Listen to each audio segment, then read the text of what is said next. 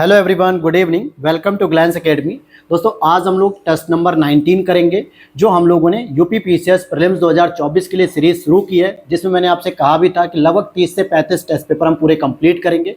तो आज हमारा ये टोटल टेस्ट नंबर 19 होगा, जिसमें हमारी करंट अफेयर जून 2024 की भी इंक्लूड रहेगी। और ये आपके ध्येय आईएएस कोचिंग के हैं। और बहुत सारे लोगों के कमेंट्स आ रहे थे कि सर अदर कोचिंग के भी या अदर कोई सोर्स के भी कराइए, केवल ध्येय के ही नहीं। तो मैं आपको बताना चाहूँगा कि एक टेस्ट पेपर और आपका आएगा, चाहे वो कल आ जाएगा या फिर वो परसों, टेस्ट नंबर 20।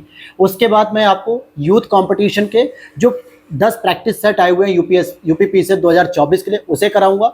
साथ ही साथ इसके लिए जो यूपी पीसीएस का मेंस एग्जाम होता था 2012 से 17 के, मैं एमसीक्यूज कराऊंगा, जहां से यूपी पीसीएस का मेंस भी आपका तैयार रहेगा, क्योंकि मेंस वाले क्वेश्चन भी कई बार होते हैं, रिपीट किए जाते हैं। तो बस आपके 20 क्वेश्चन पेपर हमारे ध्येय के रहेंगे, फिर 10 हम मॉक टेस्ट कर लेंगे यूथ वाले पब्लिकेशन के। साथ ही साथ लगभग 5 से 6 साल के पेपर हम मेंस के करेंगे। तो इस तरीके से टोटल आपके 35 टू 36 क्लासेस हो जाएंगी टेस्ट पेपर की। और इतना टेस्ट मैं हमेशा से कहता रहा हूँ कि बहुत ही बेस्ट रहेगा, सफिशिएंट रहेगा। टेस्ट पेपर का रिवीजन कैसे करना है, इसके लिए मैं वीडियो के नीचे लिंक लगा दूंगा, आप वहां पर जाकर देख लेना कैसे 2 से 3 बार जो है कि टेस्ट पेपर रिवीजन कर सकते हैं। ठीक है, तो चलिए शुरू कर लेते हैं पहले क्वेश्चन से। और इसकी पीडीएफ आपको मिल जाएगी दोस्तों टेलीग्राम चैनल पे, जिसका लिंक वीडियो के नीचे दिया गया है, आप उसे ज्वाइन कर लो। साथ ही साथ चैनल पे पहली बार हो तो सब्सक्राइब जरूर करना और दोस्तों के साथ शेयर करना। अब यहाँ पर पहला ही प्रश्न आपका साइंस का है, समुद्री प्राणियों में किसमें श्वसन के लिए क्लोम या गिल्स नहीं होते हैं। तो आपको पता है कि जो श्वसन करने के लिए जो गिल्स होते हैं, यानी कि एक तरीके से मछलियों के वो फेफड़े ही कह सकते हो, तो यहाँ से ये जो क्लोम होते हैं उनके माध्यम से वो पानी में घुली हुई ऑक्सीजन को ग्रहण करते हैं। कहाँ पे घुली हुई? पानी में घुली हुई। लेकिन कुछ ऐसे जीव होते हैं जो पानी में रहने के बावजूद भी पानी से ऑक्सीजन ग्रहण नहीं करते, बल्कि वायुमंडल से ग्रहण करते हैं, और उन्हें हम कहते हैं स्तनपायी। क्या कहते हैं दोस्तों? स्तनपायी। ठीक है, और इसमें ही पूछा जा रहा है कौन से ऐसे जीव हैं जो क्लोम से या गिल से श्वसन नहीं करते। जैसे अगर आप देखोगे कि डॉल्फिन हो गया, वॉलरस हो गया और व्हेल हो गया, ये तीनों ही, डॉल्फिन भी आप जानते हो मछली है, व्हेल भी मछली होती है, ये सभी क्या करती है, बीच बीच में समुद्रों में क्या करती है, ऊपर आती है, बाहर की ओर आती है और फिर ऑक्सीजन को ग्रहण करके फिर पानी में जाती हैं। तो इसका मतलब क्या हो गया कि ये तीनों स्तनपायी हैं और ये क्लोम इनके पास नहीं होते हैं। साथ ही साथ जो ऑक्टोपस की बात करेंगे, जिसके 8 पैर, हाथ जो भी कह सकते हो आप, ठीक है, मोलास्क जंतु में आता है, ये पानी में घुली हुई ऑक्सीजन से ही ऑक्सीजन ले लेता है, इसीलिए इसको बाहर आने की आवश्यकता नहीं होती है। तो यहां पर जो सही आंसर हो जाएगा 1 2 3, बी ऑप्शन करेक्ट होगा। चलिए क्वेश्चन नंबर 2 को देख लेते हैं। यहाँ पे निम्नलिखित जंतुओं में से किसका हृदय 4 कक्षीय होता है। अब देखिए यहाँ पर क्या होता है, पहले तो आपको कुछ बेसिक जानकारी भी होनी चाहिए, जो कि मैं हमेशा हर टेस्ट पेपर में आपको कराता भी हूँ, जो आपको सारे ऑप्शंस के साथ कॉन्सेप्ट को भी रिवाइज करने में मदद करता है। देखिए जितने भी उभयचर होंगे या फिर सरीसृप जीव जंतु होंगे, उभयचर और सरीसृप, इन दोनों की एक विशेषता होती है, इनके पास आपके त्रिकक्षीय, ध्यान से समझना, इनके पास त्रिकक्षीय हृदय होते हैं। लेकिन यहां पर मगरमच्छ दोस्तों एक अपवाद होता है। क्या होता है? मगरमच्छ क्या होता है? एक आपका अपवाद होता है, जिसके पास आपके 4 कक्षीय हृदय भी होते हैं, जबकि मगरमच्छ सरीसृप की श्रेणी में आता है। और सरीसृपों और उभयचर की विशेषता क्या होती है कि 3 कक्षीय होते हैं। लेकिन फिर भी यहां पर आप देखोगे कि मगरमच्छ के पास 3 कक्षीय नहीं होके 4 कक्षीय होते हैं। जबकि मेंढक भी क्या होता है? उभयचर होता है, पानी में भी रहता है, स्थल खंड पर भी रहता है, लेकिन इसके पास कितने होते हैं? आपके 3 कक्षीय हृदय होते हैं। छिपकली को आप देखो, सरीसृप की श्रेणी में आती है, ये भी आप देखोगे कि 3 कक्षीय होते हैं, परंतु मगरमच्छ एक अपवाद के तौर पे, इसीलिए ये प्रश्न रखा गया है। वीडियो अच्छी लग रही हो तो लाइक कर देना दोस्तों, चैनल पे पहली बार हो तो सब्सक्राइब कर लेना और साथ ही साथ टेलीग्राम चैनल जरूर ज्वाइन कर लेना। क्वेश्चन नंबर नेक्स्ट पूछ रहा है, निम्नलिखित में से कौन सा एक सही सुमेलित नहीं है। मोरी कल्चर की बात करेंगे तो इसको हम कहते हैं सहतूत की कृषि करना, यानी कि सहतूत की खेती करना। मेरी कल्चर की बात करेंगे, मोरी नहीं है ये मेरी कल्चर है। मेरी कल्चर का मतलब हो गया समुद्री जंतुओं और वनस्पतियों की कृषि। अब जैसे समुद्री जंतुओं में आप मछली को देख सकते हो, घोंगे को देख सकते हो, स्टारफिश को देख सकते हो, या फिर वनस्पतियों में बहुत सारे जीव जंतुओं के साथ वनस्पतियां पाई जाती हैं, जिसमें मुख्य रूप से शैवाल की खेती कर सकते हो, तो इसे मेरी कल्चर कहते हैं। अगर मैं बात करूं वेजी कल्चर की, तो सब्जियों और पौधों की कृषि को हम क्या कहते हैं? वेजी कल्चर कहते हैं। वहीं पर अगर मैं ओलेरी कल्चर की बात करता हूं तो ये पूरी तरीके से किससे संबंधित हो गया? सब्जियों की कृषि से हो गया, या सब्जियों की खेती करने से। जबकि फूलों की खेती के लिए क्या होता है? जैसे फ्लावर से फूल होता है, तो उसी फ्लावर से आप फ्लोरिकल्चर इसे कह सकते हो। क्या कह सकते हो? फ्लोरिकल्चर। तो फूलों की कृषि करना फ्लोरिकल्चर होता है, ओलेरी कल्चर होता है आपका सब्जियों की खेती करना। तो इसलिए डी ऑप्शन आपका गलत हो जाएगा, तो यही आपका सही सुमेलित नहीं है। अब चलते हैं अगले प्रश्न की बात करेंगे। यहाँ पे आप लोगों को हो सकता है कहीं कहीं क्वेश्चन थोड़ा डार्क दिख रहा होगा, जहाँ पे ध्येय स्टडी सर्किल का लोगो है तो हम उसे ब्लर नहीं कर सकते हैं। तो यहाँ पर हम उन चीज़ों को पढ़ते हुए अगर क्वेश्चन बोल रहा हूँ तो उसे थोड़ा ध्यान से सुनना। दो तंत्रिकाओं की कोशिकाओं के मध्य जो खाली स्थान होता है उसे क्या कहते हैं? उसे साइनेप्सियल भी कहते हैं, या सिनेप्स भी कह सकते हैं, या साइनेप्सियल फ्लूइड भी कहते हैं।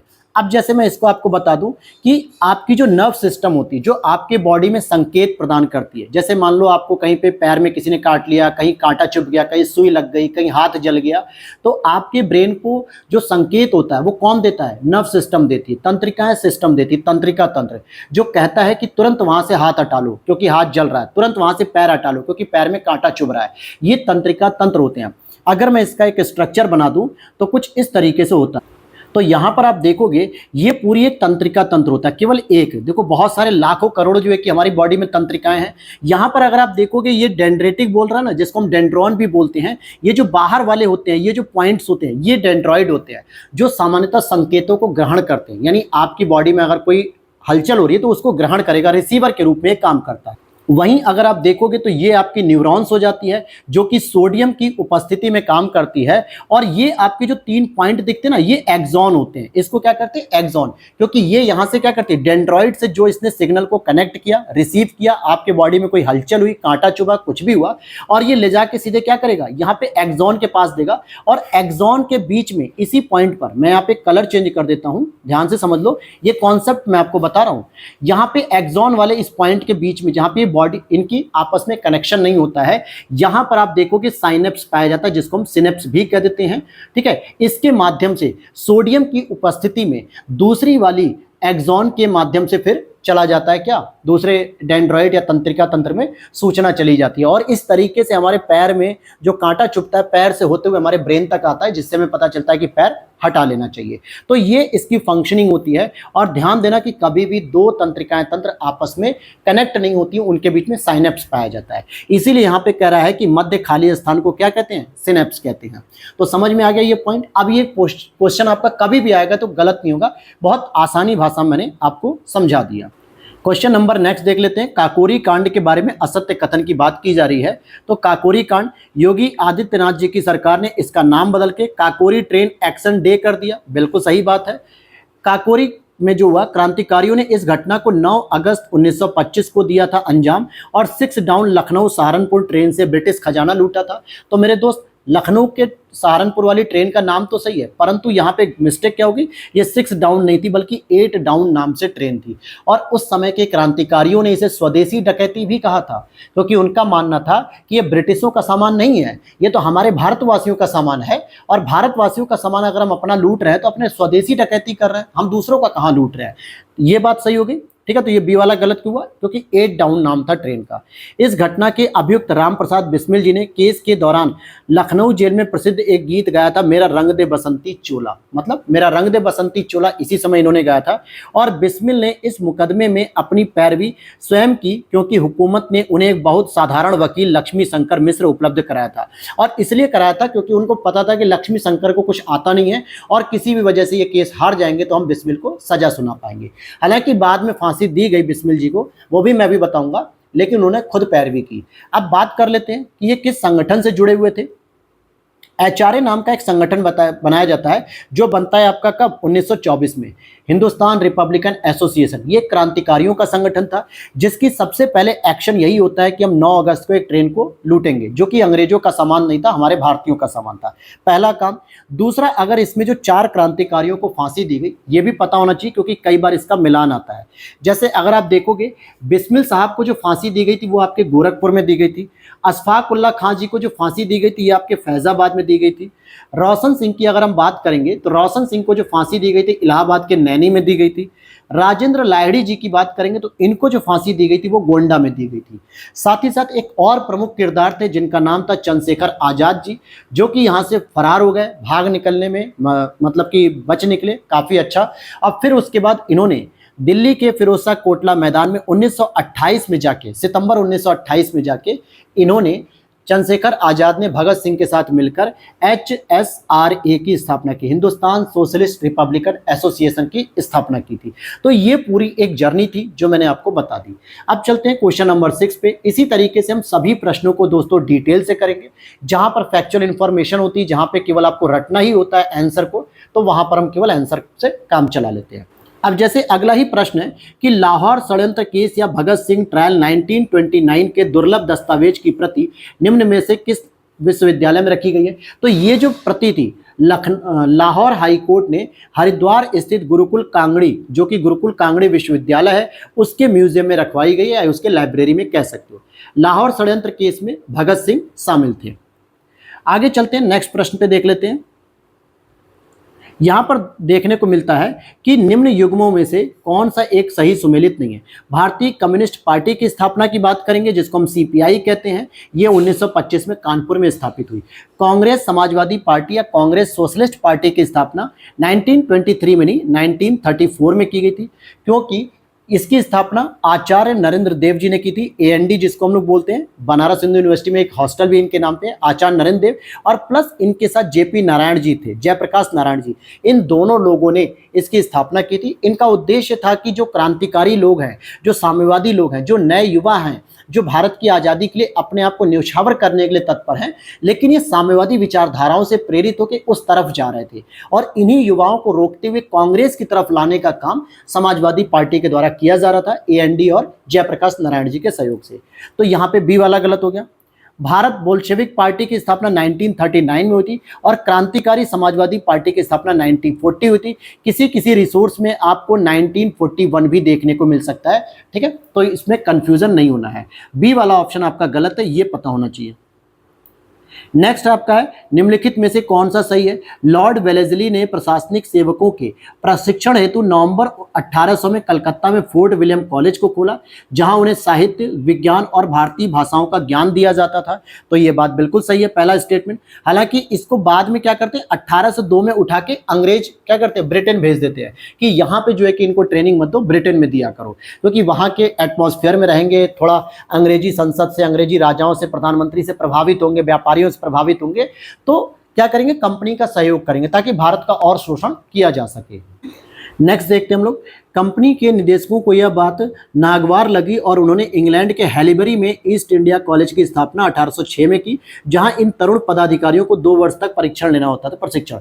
देखिए ये थोड़ा सा डेट मैंने गलत बता दी, जो 1802 नहीं बल्कि 1806 होती है, तो ये पॉइंट मैंने यही बताया था। तो फर्स्ट और सेकेंड यहाँ पे दोनों ही सही हो जाएंगे। क्वेश्चन नंबर 9 को देखते हैं, शिशु कन्या वध के विरुद्ध निम्नलिखित में से कौन कौन से गवर्नर जनरल ने कानून बनाया था?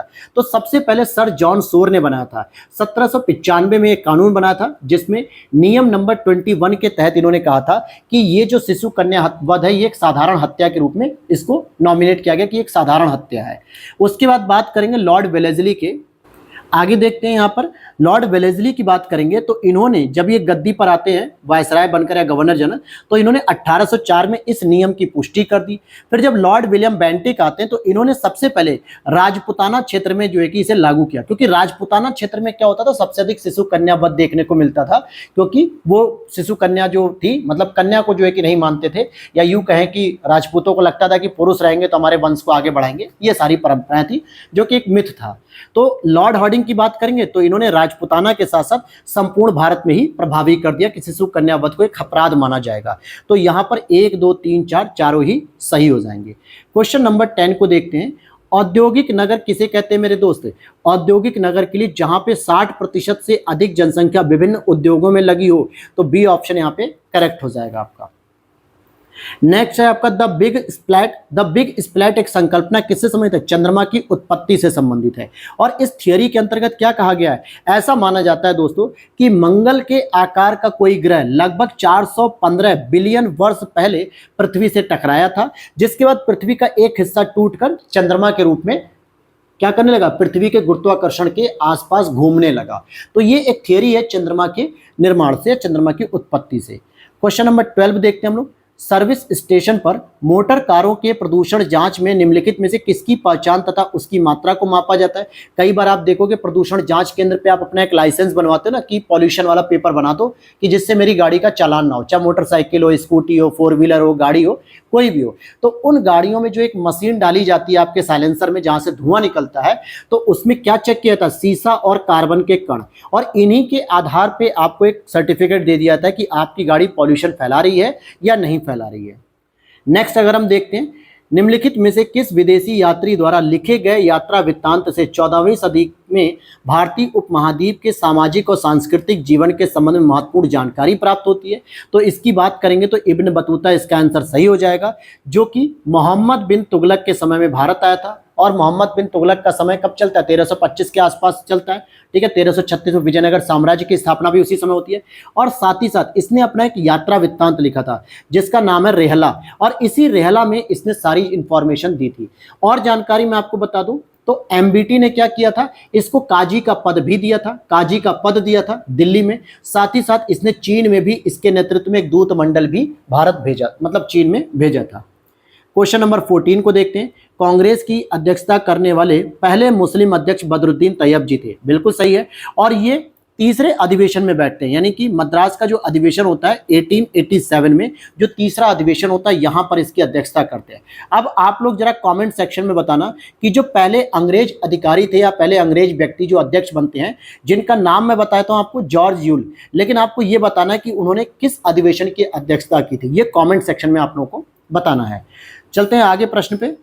यहां पर अगला प्रश्न है, उत्तर मेरुर अभिलेखों से किस साम्राज्य के ग्राम प्रशासन व्यवस्था का समग्र चित्र प्राप्त होता है। तो ये चोल साम्राज्य के शासक थे और उस शासक का नाम क्या था, परांतक, जो कि बहुत ही एक पराक्रमी और बहुत ही विद्वान शासक था, सम्राट था। परांतक का जो अभिलेख है उत्तर मेरुर अभिलेख, इसमें स्पष्ट भाषा में लिखा हुआ है कि किस प्रकार से स्थानीय स्वशासन वगैरह चलाया जाता था। अगला प्रश्न आपका साइंस है, निकट दृष्टि दोष के संबंध में सत्य कथनों की बात करें। देखिए निकट दृष्टि दोष की सबसे बड़ी पहचान क्या होती है कि इसमें निकट का तो दिखता है, नजदीक का दिखता है, लेकिन दूर का देखने में समस्या होती है। तो इसमें वस्तु का प्रतिबिंब रेटिना के सामने बनने लगता है, बिल्कुल सही बात है भाई। मान लो आपका ये रेटिना है, ठीक है, आर मैंने लिख दिया, और आपको यहाँ की वस्तु देखनी है, ये आपका कोई वस्तु हो गई, गुड्स लिख देता हूँ, लेकिन आपको ये दूर की नहीं दिख रही है। क्यों? क्योंकि जो आपका प्रतिबिंब था वो अब यहाँ बनने लगा है, यानी कि रेटिना के सामने बनने लगा, या यूं कहें कि रेटिना के आगे बनने लगा। इस वजह से आपको यहां की वस्तु नहीं दिख रही है। तो पहला तो ठीक हो गया। इसके निवारण के लिए उपयुक्त फोकस दूरी के लिए उत्तल लेंस का प्रयोग होता है। तो नहीं मेरे भाई, उत्तल का नहीं होता बल्कि अवतल लेंस का प्रयोग होता है। किसका प्रयोग होता है? अवतल लेंस का। और निकट दृष्टि दोष को ही हम लोग क्या कहते हैं? मायोपिया कह देते हैं। क्या कह देते हैं? मायोपिया कह देते हैं। चलिए, तो यहां पे केवल पहला ही सही हो जाएगा। क्वेश्चन नंबर नेक्स्ट है, निम्न युग्मों में से कौन सा एक सही सुमेलित है। देखिए मर्क्यूरी क्लोराइड की बात करेंगे तो इसको हम कोलोमल कहते हैं। अब देखिए ये प्रश्न सही मायने में मैं बताऊं तो मैं पूरा गूगल पे मैंने कई बार सर्च किया, लेकिन मुझे कुछ चीजें समझ में नहीं आई, ये किस बेस पे प्रश्न रखा गया है। तो ये आप लोगों को अगर कोई जानकारी हो तो जरूर कमेंट सेक्शन में बताना, ताकि अदर स्टूडेंट को बेनिफिट मिले। अच्छा, लेड ऑक्साइड की बात करेंगे तो इसको लिथार्ज कहा जाता है। मर्क्यूरस क्लोराइड की बात करेंगे तो ये भी आपके कोरोसिव सप्लीमेंट से जुड़े हुए हैं। लेकिन मर्क्यूरिक सल्फाइड की अगर हम बात करें तो इसको हम व्हाइट लेड कहते हैं।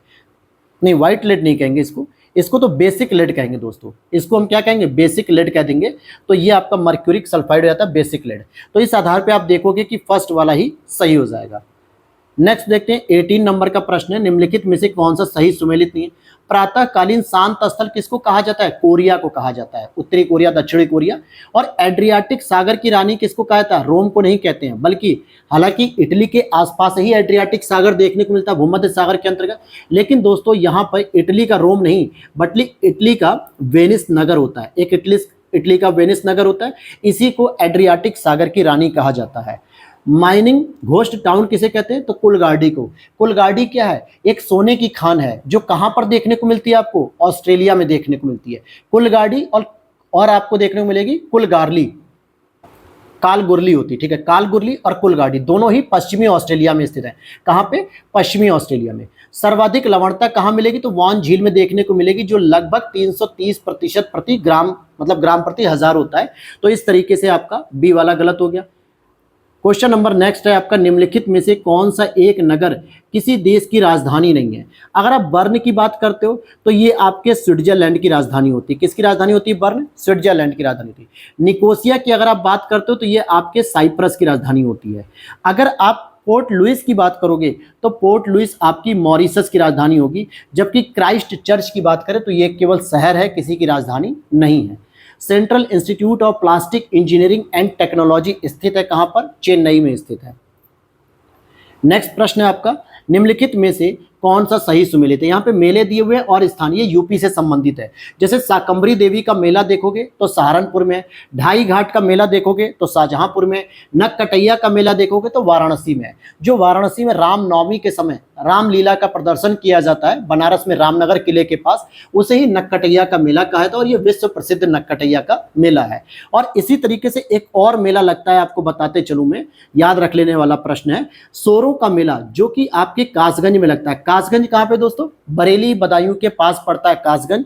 एक और मेला मैं आपको बताता हूं, दादरी का मेला, जो दादरी मेला होता है। अब बहुत सारे बच्चे क्या करेंगे कि दादरी को क्या करेंगे, ग्रेटर नोएडा में लगा देंगे। नोएडा में जो दादरी है वहां वाला दादरी नहीं है दोस्तों, ये जो दादरी का मेला लगता है, दादरी का मेला, ये आपके बलिया में लगता है। और एक और सबसे इंपॉर्टेंट मेला है जो कई बार पूछा गया, बटेश्वर का पशु मेला, ये आपके आगरा में लगता है। ठीक है, तो ये इतने सारे मेले मैंने आपको बता दिए। डी ऑप्शन सही है क्योंकि सभी ऑप्शन सही दिए हुए हैं। क्वेश्चन नंबर 22 को देखते हैं। यहाँ पे रचना है और रचनाकार है। नेक्स्ट है आपका, यहाँ पे रचना और रचनाकार को देख लेते हैं। तो देखिए, a thought for the day, a thought for the day, ये आपकी महात्मा गांधी जी की रचना है। इंडियन रिवोल्यूशनरीज इन कॉन्फ्रेंस की बात करेंगे तो ये आपकी योगेश चंद्र चटर्जी जी की है। और द गोल्डन थ्रेशोल्ड की बात करते हैं तो ये आपका सरोजनी नायडू जी की है। इंडिया डिवाइडेड की बात करेंगे तो ये आपके राजेंद्र प्रसाद जी की है।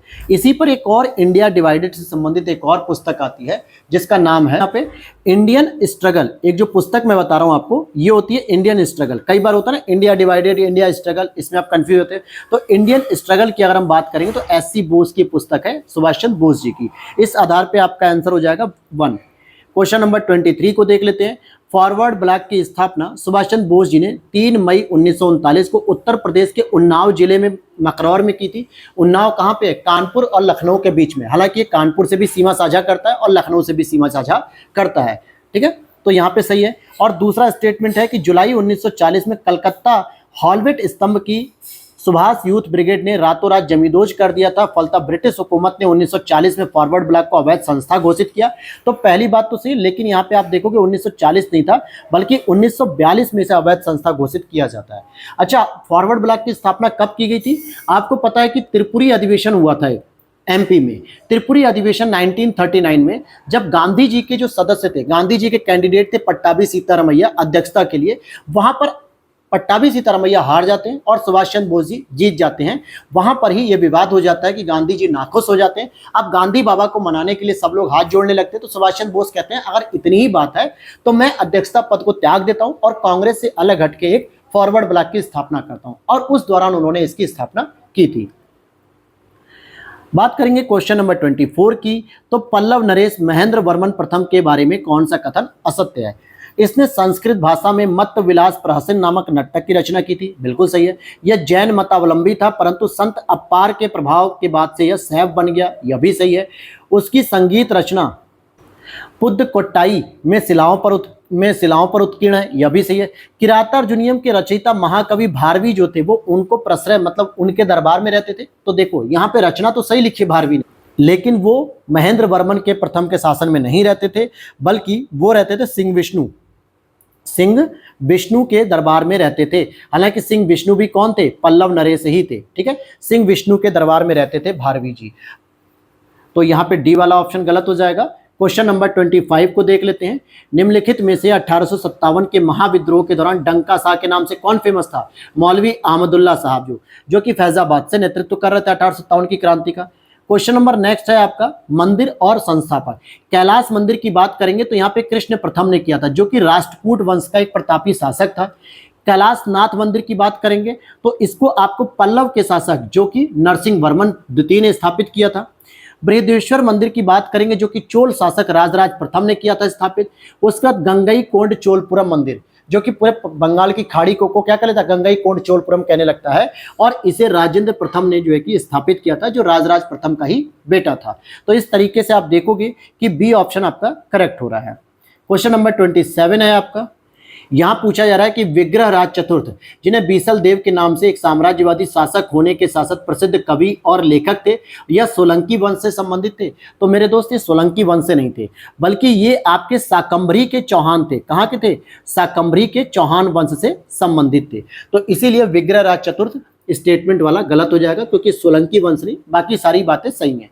विग्रहराज चतुर्थ बीसल देव ने हरिकेली नामक संस्कृत नाटक की रचना की, जिसके कुछ अंश 2.5 दिन के झोपड़े मस्जिद की सीढ़ियों पर भी देखने को मिलते हैं। तो दूसरा कथन सही है। अब यहाँ पे अगर मैं आपको बताना चाहूँ तो यहाँ पर देखोगे 2.5 दिन का जो झोपड़ा था, इसे कुतुबुद्दीन ऐबक ने बनवाया था। जब ये मस्जिद है, ध्यान देना, कोई घर नहीं है, झोपड़ा नहीं है, ये मस्जिद है। जब इस मस्जिद को निर्माण कराया जा रहा था, तो जिस मतलब कि मंदिर पे निर्मित किया गया, तो उस पे हरिकेली नामक की कहानी लिखी हुई थी। तो उसने क्या किया, पूरे मंदिर को तोड़ ओड़ के मस्जिद में कन्वर्ट कर दिया। लेकिन उसने सोचा कि चलो सीढ़ी बनी हुई है तो सीढ़ी बने रहने देते हैं, क्योंकि लोगों को चढ़ना तो इसी पर से ही है, इसलिए वो सीढ़ी वगैरह नहीं तोड़वाई और उस पर ये रचनाएं लिखी हुई थी। तो इस सेकंड वाला आपका सही होगा। अगला प्रश्न है, निम्नलिखित ग्रंथों में से किस ग्रंथ की रचना कविराज भोज परमार ने नहीं की है? तो अगर आप देखोगे तो सिद्धांत संग्रह, विद्या विनोद, नाम मलिका, लेकिन हरविलास की नहीं की है। हरविलास की जो रचना करते हैं वो राजशेखर महोदय करते हैं। कौन करते हैं हरविलास की? राजशेखर करते हैं। बाकी इसमें तीनों की हैं। चलते हैं क्वेश्चन नंबर 29 को देख लेते हैं। कन्नौज के मौखरी राजवंश के बारे में पूछा जा रहा है, कौन सा कथन असत्य है? देखिए, इस वंश का जो संस्थापक था वो कौन था मेरे दोस्त? तो इस वंश का संस्थापक आपके हरिवर्मा थे, और ये गुप्तों के सामंत थे। मौखरी वंश के इतिहास का ज्ञान हमें हरदा या हरहा अभिलेख से मिलता है, यह भी सही है। इसी वंश के शासक गिरिवर्मन से प्रभाकर वर्धन ने अपनी बहन राजश्री का विवाह किया। तो ये प्रभाकर वर्धन की बहन नहीं थी, बल्कि उनकी पुत्री थी ये, ठीक है। और ये किसकी बहन थी? ये थी आपके राज्यवर्धन की और साथ ही साथ हर्षवर्धन की, क्योंकि प्रभाकर वर्धन जब साम्राज्य संभालने आते मौखरी वंश का, तो उनके 2 बेटे और 1 बेटी थी। एक बेटा हर्षवर्धन था जो छोटा था, बड़ा भाई राज्यवर्धन था, साथ ही साथ आप देखोगे राजश्री एक इनकी बहन थी। तो ये उनकी बहन रहेगी, लेकिन प्रभाकर वर्धन की बेटी रहेगी। तो यहाँ पे ये स्टेटमेंट गलत हो गया।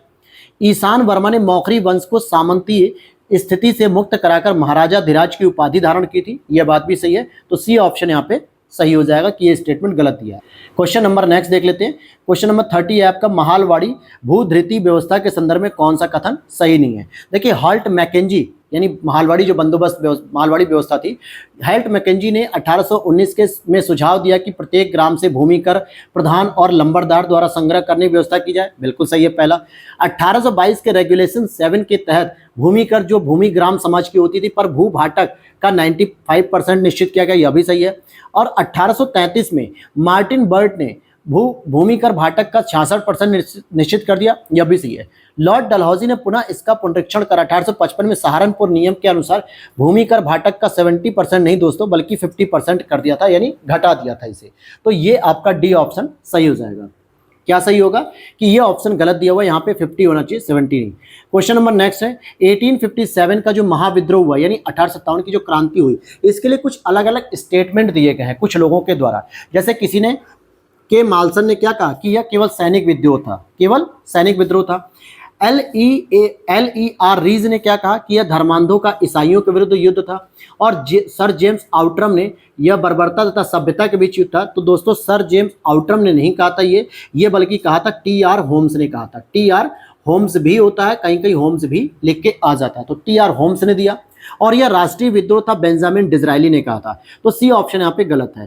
क्वेश्चन नंबर नेक्स्ट है, निम्नलिखित समाचार पत्रों में से किसे राजा राम मोहन राय के विचारों का विरोध करने के लिए प्रकाशित किया गया था? तो ये आपका हो जाएगा समाचार चंद्रिका। समाचार चंद्रिका एक रूढ़िवादी मतलब कि आपका समाचार पत्र था, जिसके जो संपादक थे वो भवानी चरण बंदोपाध्याय थे। और ये समाचार चंद्रिका में ही राजा राम मोहन राय के विचारों का विरोध करते थे। समाचार दर्पण की बात करेंगे तो ये बांग्ला भाषा में JC मार्समैन ने निकाला था।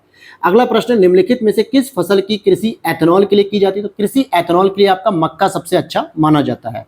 नेक्स्ट आपका है समझौते और संबंध। जैसे क्योटो प्रोटोकॉल की बात करेंगे, जो कि 1997 में आया था, लेकिन 2005 से ये प्रभावी होता है। इसका मुख्य उद्देश्य था ग्रीन हाउस गैस से संबंधित।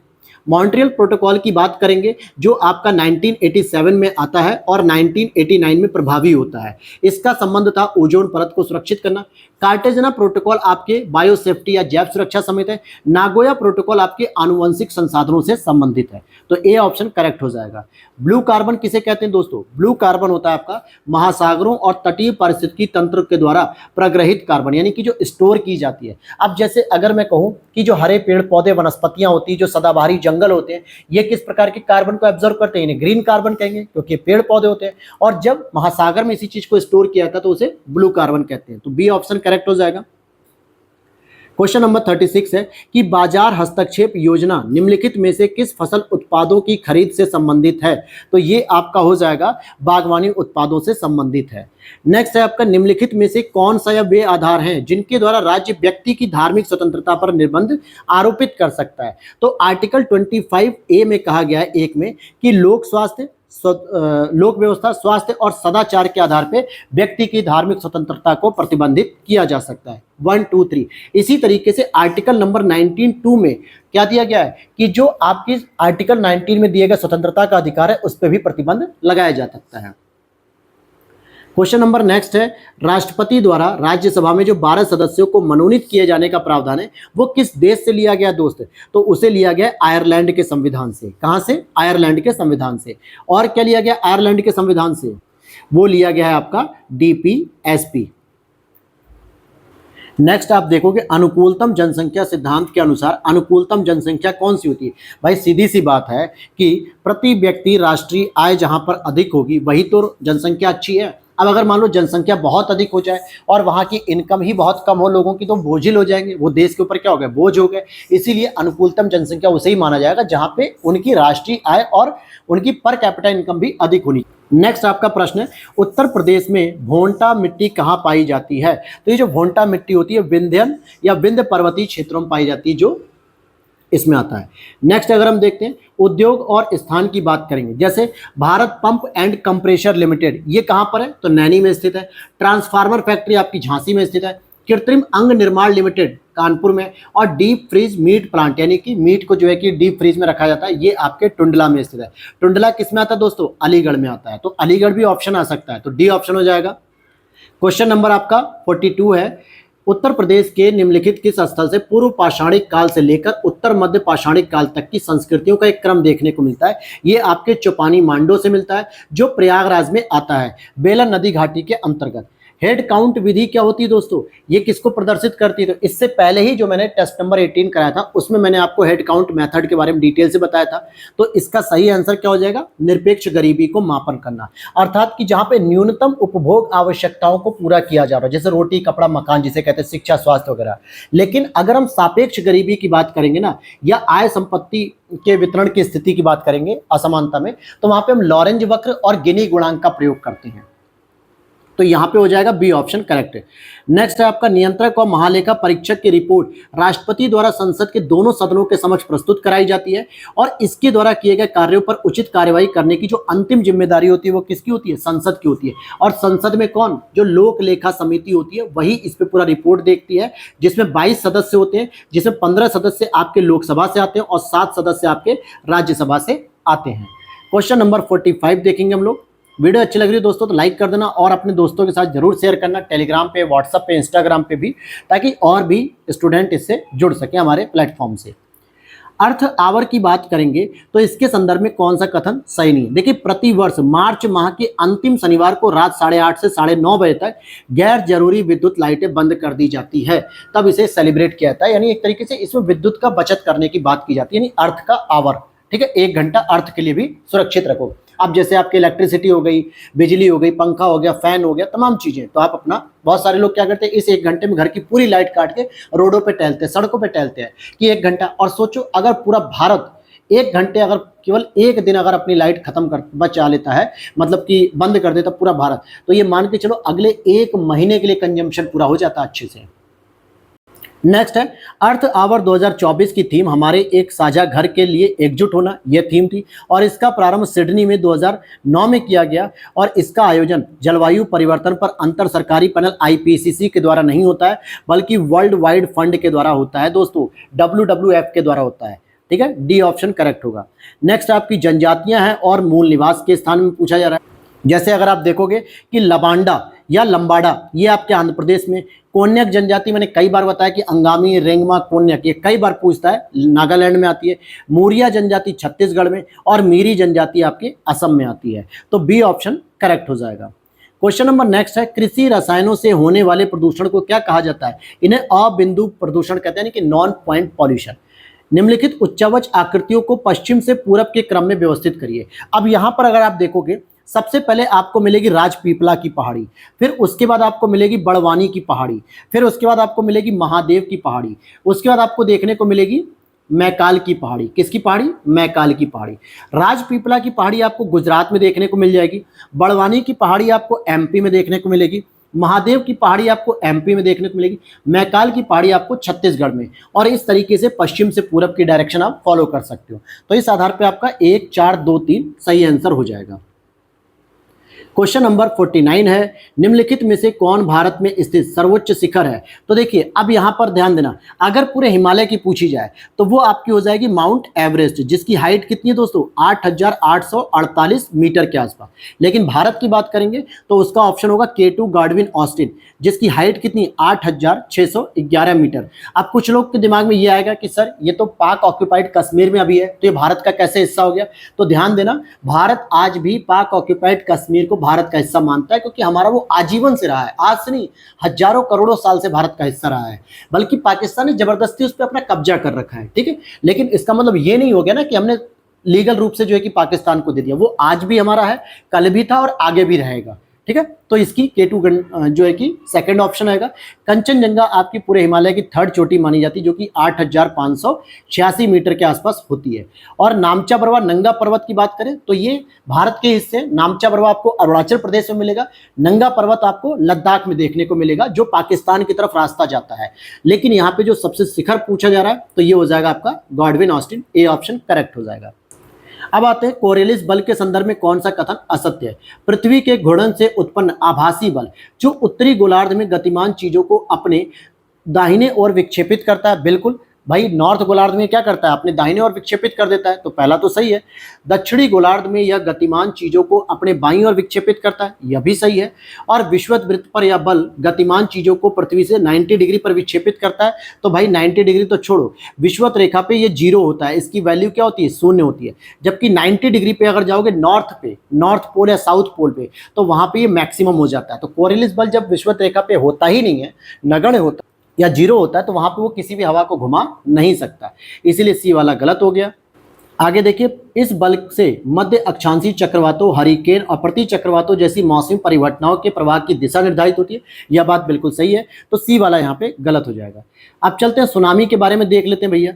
सुनामी अपने आप में भूकंप नहीं है, ये वास्तव में समुद्री लहरें हैं जो भूकंपी तरंगों से उत्पन्न होती है।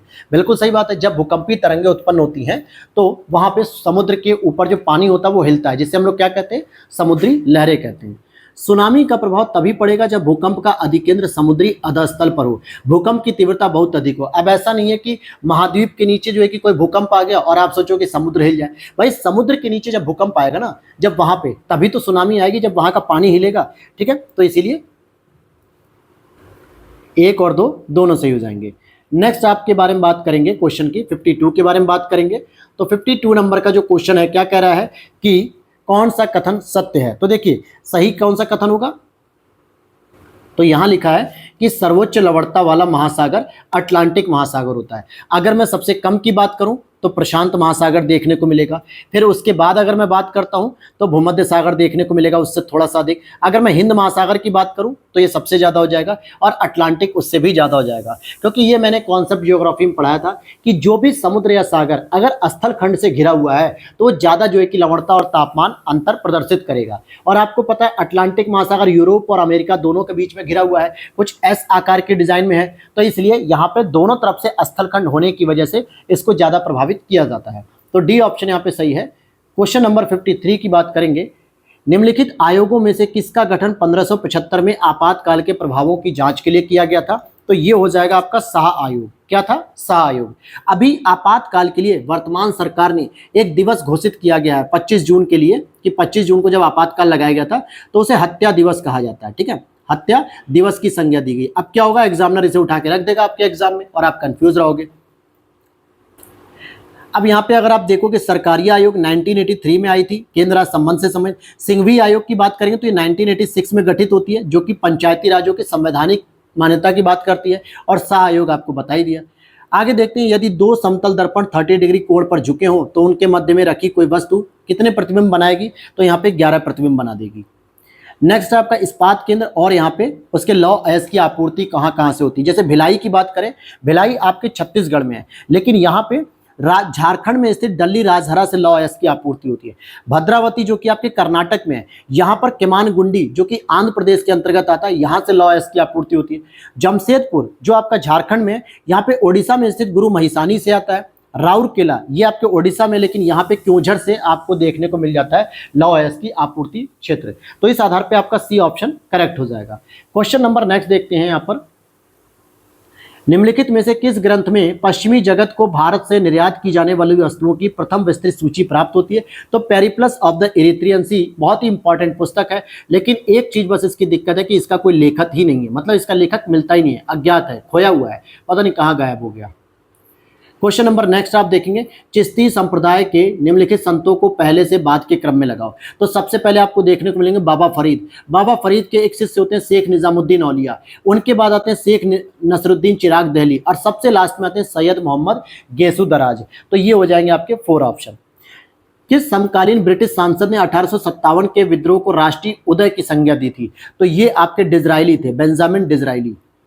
नेक्स्ट आपका है, निम्नलिखित में से किस समाचार पत्र ने कहा था कि भारत में रेल का विकास एक हथकड़ी है, जबकि कार्ल मार्क्स ने कहा था कि जहां पर भी रेल का विकास होगा वहां औद्योगिक विकास स्वतः हो जाएगा। परंतु भारत में रेलवे ने वो नहीं किया जो दुनिया में हर जगह किया। भाई दुनिया में रेलवे का विकास हुआ तो औद्योगिकरण है, भारत में रेलवे का विकास आया तो हथकड़ी आ गई, यानी कि भारत का और नुकसान होने लगा। तो ये सहचर नाम की जो पत्रिका थी यानी समाचार पत्र, उसमें कहा गया। क्वेश्चन नंबर नेक्स्ट है, आम चुनावों के बाद जब लोकसभा की प्रथम बैठक आहूत की जाती है तो प्रधानमंत्री लोकसभा के सबसे वरिष्ठतम सदस्यों को एक प्रोटेम स्पीकर के लिए रूप में नियुक्त करते हैं। गलत, प्रधानमंत्री नहीं करता बल्कि राष्ट्रपति महोदय करते हैं। ठीक है, राष्ट्रपति महोदय, जो कि इस बार 18वीं लोकसभा के कौन थे, उड़ीसा से दोस्तों भातृहरि महताब साहब थे, जिनको द्रौपदी मुर्मू जी ने नियुक्त किया था। बात करेंगे जीवी मावलंकर जी लोकसभा के पहले प्रोटेम स्पीकर थे, बिल्कुल सही, और साथ में वही फिर लोकसभा के स्पीकर भी बन गए। तो दूसरा ही केवल स्टेटमेंट सही है। क्वेश्चन नंबर 61 की बात करेंगे, निम्नलिखित में से कौन सी गर्तें प्रशांत महासागर में पाई जाती हैं। तो अगर आप देखोगे तो एक तो फिलीपींस देखने को मिलेगा, फिलीपींस में मिंडनाओ जो आता है, और दूसरा आपको देखने को मिलेगा कर्माडक। ठीक है, ये 2 गर्त ऐसे होते हैं जो प्रशांत महासागर में पाए जाते हैं। कैमन की बात करेंगे तो दोस्तों ये अटलांटिक ओशन में पाते हैं। डायामेंटिना की बात करेंगे तो ये आपके हिंद ओशन में पाते हैं, नहीं हिंद महासागर में। तो आपका केवल 1 और 2 सही है।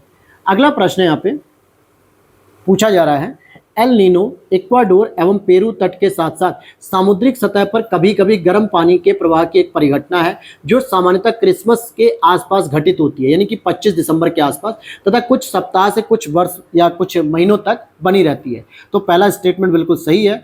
और ला नीना एक ऐसी परिघटना है जिसके अंतर्गत उष्णकटिबंधीय प्रशांत महासागरीय पवनें सबल हो जाती हैं और जिसके कारण मध्यवर्ती और पूर्वी प्रशांत महासागर में ठंडे जल का असमान संचय हो जाता है। तो यहाँ पर आप देखोगे कि दोनों ही स्टेटमेंट आपका क्या हो गया कि सही है, तो इसका मतलब ए और 2 सही है। आपको इतना बताते चलूं कि जो ला नीना होती है ना, ये आपकी एक ठंडी जलधारा है। ठीक है, और एल नीनो जो होती है ये आपकी एक गर्म जलधारा होती है, और जब जब एल नीनो प्रदर्शित होती है उस समय भारत का मानसून सूख जाता है, भारत में वर्षा नहीं होती है। कैल्सिफिकेशन क्या होता है, जिसे हम कैल्सी भवन कहते हैं, तो इसे हम लोग कहते हैं कैल्सिफिकेशन। ठीक है, एनवायरनमेंट में मैं इसको पढ़ा भी रहा था। कैल्सिफिकेशन का मतलब होता है मृदा निर्माणकारी प्रक्रम जो आपके क्षारीय मृदा से संबंधित होता है। तो यह एक शुष्क पर्यावरणीय मृदा निर्माणकारी प्रक्रिया है जिसके धरातल की मृदा परतों में चूना एकत्रित हो जाता है, यानी कि क्षारीयता की वैल्यू बढ़ जाती है। तो बी ऑप्शन यहाँ पे सही हो जाएगा। क्वेश्चन नंबर 63 को देख लेते हैं। अगला प्रश्न यहाँ पे देखते हैं, भारत के दक्कन ट्रैप का सेल समूह किस प्रकार की ज्वालामुखी उद्गार से परिणामित है? भाई बेसाल्ट ज्वालामुखी उद्गार, भाई बेसाल्ट का ही तो उद्गार हुआ है और ये एक आपकी शांत दरार प्रक्रिया होती है। शांत दरार या विस्फोटक प्रक्रिया क्या होती है? तपस्या नोट्स में वर्ल्ड ज्योग्राफी की क्लास आपने करी होगी, वहां पे पूरा ज्वालामुखी आपका डिटेल से मैंने पढ़ाया है। अगर वहां नहीं पढ़ा है तो जाके आज भी ज्वालामुखी से रिलेटेड अगर कोई भी डाउट चैप्टर है तो वहां पे पूरी ज्योग्राफी मैंने कराई है वर्ल्ड ज्योग्राफी के तौर पे। आगे देखते हैं राज्यपाल के संदर्भ में कौन सा कथन सही है? भारतीय संविधान में राज्यपाल को पदच्युत करने की प्रक्रिया व्यवहृत नहीं है। भाई ये बात पूछी जा रही है, बिल्कुल सही बात है कि भारतीय संविधान में कोई भी राज्यपाल को पदच्युत करने की कोई प्रक्रिया नहीं है। सीधा लिखा है कि राष्ट्रपति के प्रसाद पर्यंत पद धारण करेंगे, साथ ही साथ उनकी जो पदावधि है वो 5 साल की होती है और ये आर्टिकल नंबर 156 में कहा गया है। राज्यपाल का शपथ तथा प्रतिज्ञान भारतीय संविधान की तीसरी अनुसूची में नहीं मेरे भाई, आर्टिकल नंबर 159 में है। और राज्यपाल की न्यायिक शक्तियां नहीं होती हैं, ऐसा नहीं है। राज्यपाल के पास क्षमादान की शक्ति होती है आर्टिकल नंबर 161 के तहत, साथ ही साथ आर्टिकल नंबर 233 के तहत उसके पास जिला न्यायाधीशों की नियुक्ति करने की शक्ति होती है। तो न्यायिक शक्तियां तो है उसके पास। तो और यहाँ पे पूछ क्या रहा है कि कौन सा कथन सही है? तो पहला ही वाला सही है, बाकी 2 और 3 गलत है। क्वेश्चन नंबर नेक्स्ट है 66, आर्टिकल नंबर 83 के 2 के परंतु के अनुसार जब आपात की उद्घोषणा प्रवर्तन में है तब संसद विधि द्वारा लोकसभा का कार्यकाल 5 वर्ष के बाद भी विधि बनाकर ऐसी अवधि के लिए बढ़ा सकेगी जो एक बार में 1 वर्ष से अधिक नहीं होगी, किंतु आपातकाल की समाप्ति पर उसका विस्तार किसी भी दशा में 6 माह से अधिक नहीं होगा। पहला स्टेटमेंट बिल्कुल सही कहा गया है कि बढ़ाया जा सकता है और आपातकाल समाप्त होते ही 6 महीने से अधिक नहीं रह सकता। अनुच्छेद 356 के तहत जब राज्य में राष्ट्रपति शासन लागू होगा तो वह 6 माह तक चलेगा, परंतु उससे आगे के लिए संसद द्वारा प्रत्येक 6 माह पर आवर्तों के अनुमोदन के साथ अधिकतम 3 वर्ष तक रह सकता है राष्ट्रपति शासन। तो यह भी बात सही है। तो पहला और दूसरे का सी ऑप्शन करेक्ट हो जाएगा। नेक्स्ट अगर आप देखोगे संविधान के अनुच्छेद 350 ख के अनुसार वर्ष 1957 में भाषाई अल्पसंख्यक हेतु एक विशेष अधिकारी कार्यालय की स्थापना की गई, जिसका मुख्यालय कहाँ है? आपके उत्तर प्रदेश प्रयागराज में स्थित है। नेक्स्ट अगर हम प्रश्न की बात करेंगे, अच्छा यहाँ पे आपको इतना और बता दूं कि 350 ख जो था ये 7वें संवैधानिक संशोधन 1956 के द्वारा इसे जोड़ा गया है। अंतर्राष्ट्रीय मुद्रा कोष की बात करेंगे यानी कि इंटरनेशनल मॉनेटरी फंड की। यह किसी भी देश को ऋण प्रदान करता है? नहीं, यह केवल सदस्य देशों को ऋण प्रदान करता है। यह केवल किसको देगा? सदस्य देशों को ऋण प्रदान करेगा। और यह बीओपी जो बैलेंस ऑफ पेमेंट यानी भुगतान संतुलन को सुधारने के लिए दिया जाता है और इसीलिए भारत आपके आईएमएफ का सदस्य था। जब 1991 में यह प्रॉब्लम हुई तो आईएमएफ से भारत पैसे लेने पहुंच गया था।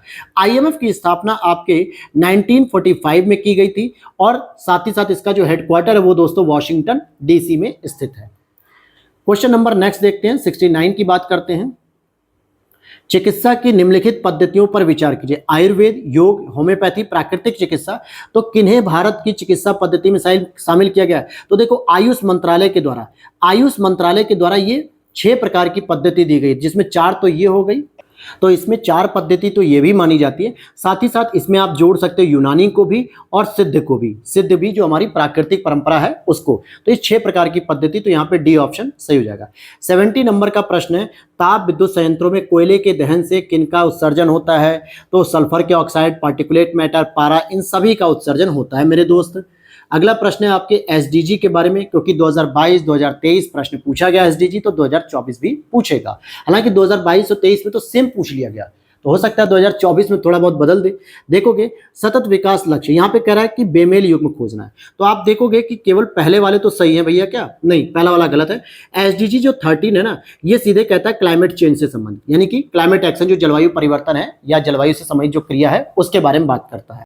जबकि सतत विकास लक्ष्य 8 नंबर का क्या कहता है? सतत आर्थिक सहायता, बिल्कुल सही है। और सतत विकास लक्ष्य 5 क्या कहता है? लैंगिक समानता की बात करता है।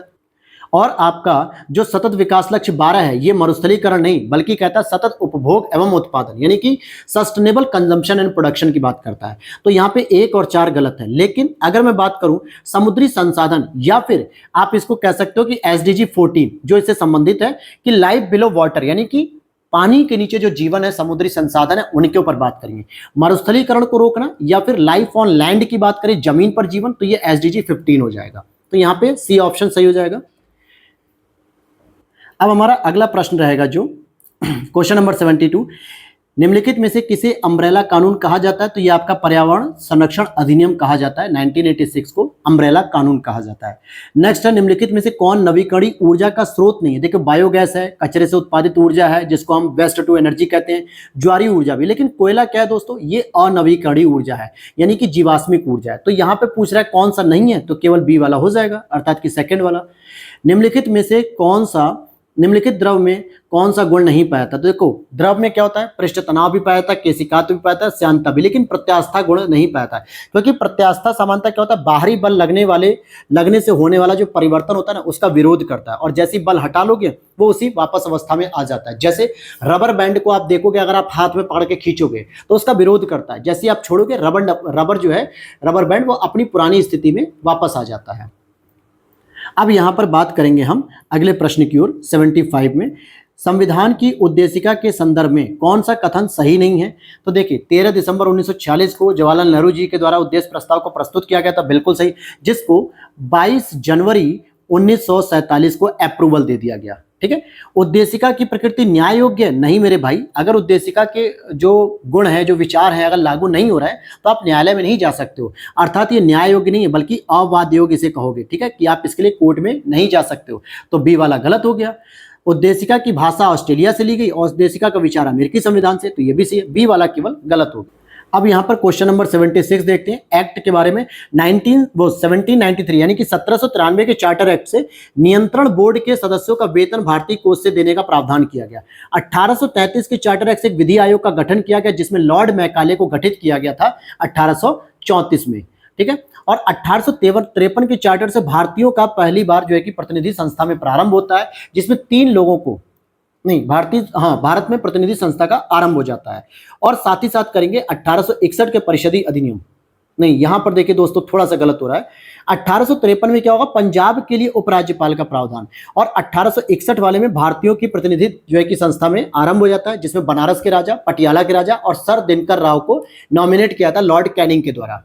ठीक है, तो यहां पे हो जाएगा आपका ए ऑप्शन करेक्ट है। नेक्स्ट आपका देखते हैं कौन सा सही सुमेलित नहीं है। देखिए, छत्तीसगढ़ का गठन हुआ था मध्य प्रदेश से निकालकर 1 नवंबर 2000 को। उत्तराखंड का गठन हुआ यूपी से निकाल के 11 नहीं बल्कि 9 नवंबर को हुआ था। झारखंड का गठन हुआ बिहार से निकल के 15 नवंबर को। तेलंगाना का गठन होता है 2 जून 2014 को आंध्र प्रदेश से निकलकर। तो बी वाला गलत हो गया। क्वेश्चन नंबर 78 है, जिज मोहम्मद शाही की रचना सवाई जयसिंह ने की थी। बिल्कुल सही बात है। सवाई जयसिंह को सवाई की पदवी अली बंधुओं ने दी थी। नहीं मेरे भाई, अली बंधुओं ने नहीं दी थी, बल्कि किसने दी थी? फर्रुखसियर महोदय ने दी थी। किसने दी थी? फर्रुखसियर साहब ने दी थी, जो हमारे मुगल सम्राट के शासक थे, यानी मुगल सम्राट थे। तो केवल पहला ही सही है। शिवाजी के सैन्य प्रशासन की अश्वारोही सेना को क्या कहते हैं? जो घोड़े की सेना थी उसे पागा कहा जाता था। पाइक क्या होता है दोस्तों? पाइक की बात करेंगे तो एक पैदल सेना होती थी। क्या होती थी? पैदल सेना। कारकुन की बात करेंगे तो ये किले के गोदाम का अधिकारी होता था। मोकास क्या होता था? जागीर होती थी। मोकासा जो होती थी जागीर हो जाती थी। क्वेश्चन नंबर 80 देखेंगे। ब्रिटिश शासन के तहत निम्नलिखित में से किस आयोग को भारत के व्यय के प्रशासन पर शाही आयोग के रूप में जाना जाता है? तो ये हो जाएगा आपका सी ऑप्शन, वेल्बी आयोग। वेल्बी आयोग जो कि कब गठित हुआ? ये गठित हुआ था आपका 24 मई 1895 को। अब यहां पर अगर आप देखोगे तो हंटर आयोग यहाँ पे 2 तरीके के होते हैं। एक होता है डब्ल्यू हंटर आयोग, जो कि शिक्षा आयोग होता है, जो सामान्यतः 1882 को गठित किया गया था। ठीक है, 1882। और दूसरा एक हंटर आयोग था जो 1919 के जलियांवाला बाग हत्याकांड की जांच करने के लिए। अब देखते हैं वहां पे किस तरीके से आएगा। स्ट्रेची आयोग जो था, जो अकाल के लिए गठित किया गया था 1878 में। वेल्बी आयोग कब गठित किया गया? 1895, जो इसका आंसर हो जाएगा। नेक्स्ट है, ब्रिटिश काल में भारतीय अर्थव्यवस्था की निम्नलिखित किस व्यवस्था के अंतर्गत ब्रिटिश व्यापारी भारतीय शिल्पियों को पेशगी रुपए अग्रिम रूप में देते थे, या यूं कहें कि जो शिल्पी होते थे उनको व्यापार करने के लिए, बिजनेस करने के लिए एक अग्रिम लोन देने की व्यवस्था, जिसको ददनी प्रथा कहते थे। अच्छा, हाली प्रथा क्या थी दोस्तों? तो ये बंधुआ मजदूरी थी, जहां पे आप जबरदस्ती बेगारी करवा रहे हो, किसी को कोई पैसा नहीं देते थे, उसे बंधुआ मजदूरी कहते थे, हाली प्रथा। अगला प्रश्न है आपका 82, निम्नलिखित युग्मों में से कौन सा एक सही सुमेलित नहीं है? देखिए, आंग्ल नेपाल युद्ध लॉर्ड हेस्टिंग्स के कार्यकाल में हुआ। द्वितीय आंग्ल अफगान युद्ध लॉर्ड लिटन के कार्यकाल में हुआ। तृतीय आंग्ल बर्मा युद्ध ये आपके लॉर्ड डफरिन के काल में होता है, लॉर्ड डलहौजी के काल में नहीं। ठीक है, ये आपके लॉर्ड डफरिन के काल में होता है, जो कि 1885 से लेकर 88 तक रहा। सभी सुमेलित, तो भाई तीसरा ही गलत हो गया। क्वेश्चन नंबर नेक्स्ट है आपका यदि किसी पौधे की विशिष्ट प्रजाति को या विशिष्ट जाति को वन्यजीव सुरक्षा अधिनियम 1972 की अनुसूची 6 में रखा जाता है, तो इसका क्या मतलब होता है कि उस पौधे की खेती करने के लिए अब आपको लाइसेंस लेना कंपलसरी हो गया है।